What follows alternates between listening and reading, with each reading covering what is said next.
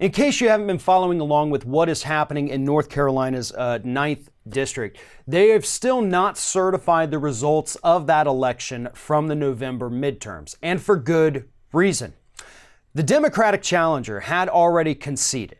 He lost by about 700 votes and he conceded to his Republican opponent, but the Board of Elections would not certify the results because, as it turns out, they've uncovered massive fraud taking place at the hands of the Republicans and the people who actually worked for the Republican candidate.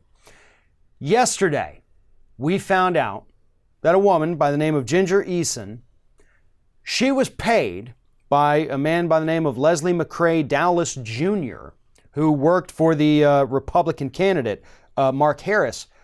He paid her to go around and collect absentee ballots.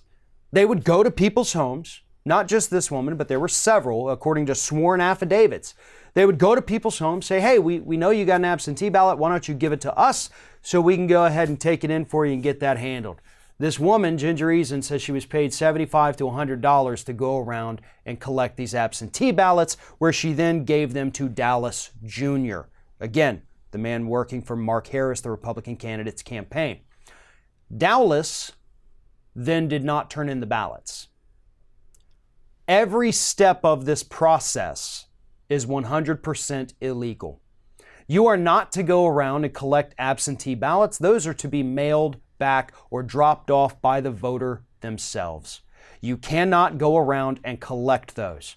And more importantly, you can't just collect them and then make them disappear, which appears to be what has happened in the state of North Carolina, at least in that 9th District.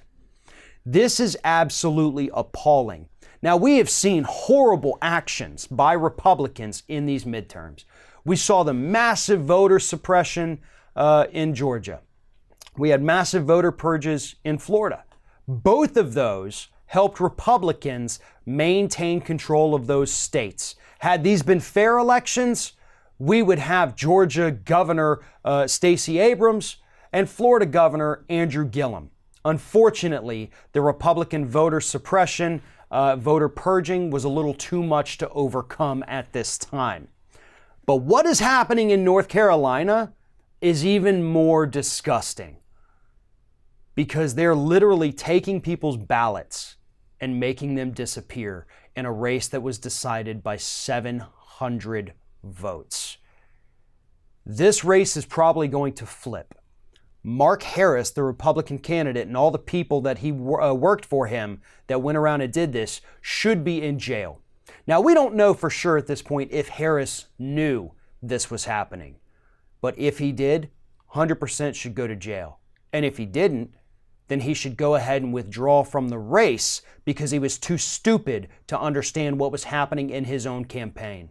No matter what, this doesn't end well for him. This doesn't end with him sitting in a House of Representatives anywhere. It most likely ends with him sitting in a prison cell.